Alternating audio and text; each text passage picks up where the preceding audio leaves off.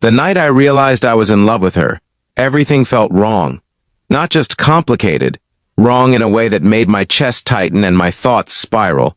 Because she wasn't just anyone, she was her, the girl I had watched grow up, the one who used to run around in mismatched shoes and laugh with scraped knees and messy hair. She was my best friend's little sister, and that night changed everything. Before we begin, if you believe in kindness, second chances, and the messy beauty of human emotions, take a moment to like, comment, share, and subscribe. Stories like this matter, and your support keeps them alive. I had known her since she was 7. Back then, she was just a shadow trailing behind her older brother, my best friend. We spent most of our teenage years together, late-night gaming, stupid dares, long talks about dreams we barely understood. And she was always there in the background, peeking into the room, asking annoying questions, trying to be included. We never really took her seriously. To us, she was just a kid. But time has a quiet, unsettling way of changing things when you're not paying attention. By the time I was 24, life had already started pulling me in different directions. My best friend had moved away for work, chasing a career he always wanted. I stayed back, stuck somewhere between responsibilities and uncertainty. His house, once loud and full of life, had grown quieter. His parents were often busy, and somehow I found myself visiting less for him and more out of habit. Or maybe something else I didn't want to admit. She was no longer that little girl. The first time I really noticed it wasn't even dramatic. It was ordinary, almost forgettable. She was standing in the kitchen, sunlight catching in her hair, laughing at something her mother said. But there was something different in that moment. Something that didn't fit into the image I had of her.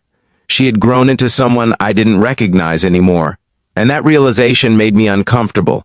I started avoiding eye contact, keeping conversations short, reminding myself over and over that she was off limits, not just morally but emotionally. She wasn't someone I was supposed to see that way. She belonged to a part of my life that was simple, innocent, untouched. But the more I tried to ignore it, the more aware I became of her presence. Her voice lingered longer than it should have. Her laughter felt heavier, like it carried something deeper beneath it. Even silence with her felt different. I told myself it was just my mind playing tricks on me, until that night.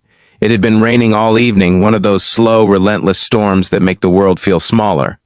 I had stopped by their house unexpectedly just to drop something off. I wasn't planning to stay, but the rain had other plans. Roads flooded, thunder cracking through the sky, and her parents were stuck somewhere out of town. It was just the two of us. That alone should have been enough to make me leave, but I didn't. We sat in the living room, the dim yellow light flickering as the power threatened to go out.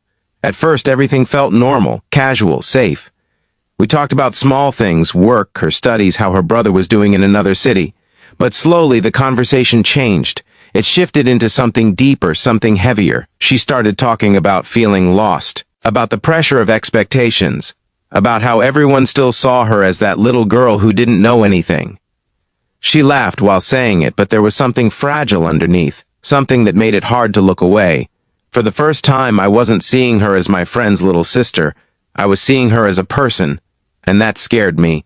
The storm outside grew louder, as if it mirrored the tension building inside me. The room felt smaller, the air heavier. I tried to keep things light, to steer the conversation away from anything that felt too real.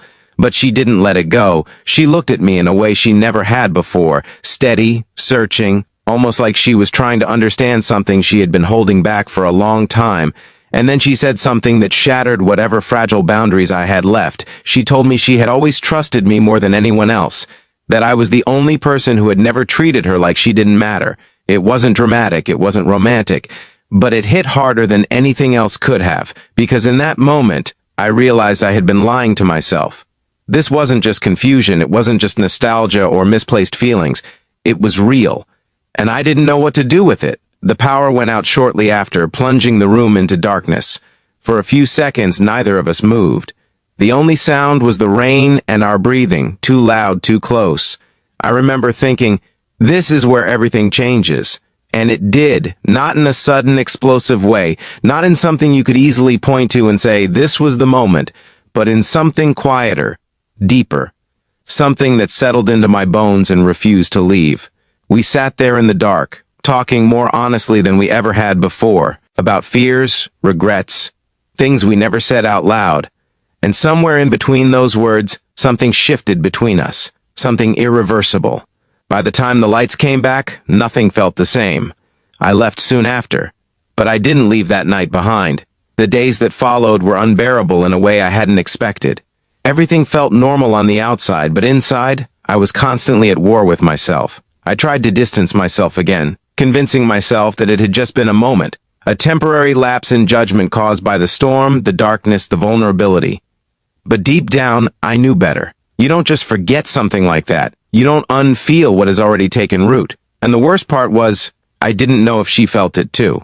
We didn't talk about that night. Not directly, but there was a new tension in every interaction, a quiet awareness that lingered beneath even the simplest conversations. Sometimes our eyes would meet for a second too long, and it felt like everything we weren't saying was louder than anything we could. It was confusing, painful, beautiful in a way I didn't want to admit. I started pulling away again, not because I didn't care, but because I cared too much. I told myself I was protecting something, my friendship, her future, the version of life that made sense. But the truth was simpler than that. I was afraid of crossing a line I couldn't come back from, afraid of losing everything, and maybe, most of all, afraid that I wasn't wrong, that what I felt wasn't temporary, that it wasn't something I could just walk away from. Weeks passed like that, and then one day she stopped reaching out. No messages, no casual check-ins, no accidental encounters. At first I told myself it was for the best, that this distance was necessary. But slowly that silence started to feel heavier than anything else. Because losing her, even like this, felt worse than the confusion I had been running from. That's when I realized something I should have understood much earlier. Some connections don't fit into neat categories. Some feelings don't follow rules. And sometimes, the hardest part isn't deciding what's right or wrong. It's deciding what you're willing to lose. I went back to her house one evening not knowing what I would say, not knowing if I even had the right to say anything. But I knew I couldn't keep pretending that none of it mattered. She opened the door, and for a moment, everything felt exactly the same, and completely different. There was a quiet sadness in her eyes, something that hadn't been there before. And that's when it hit me. This wasn't just my struggle, she had been carrying it too.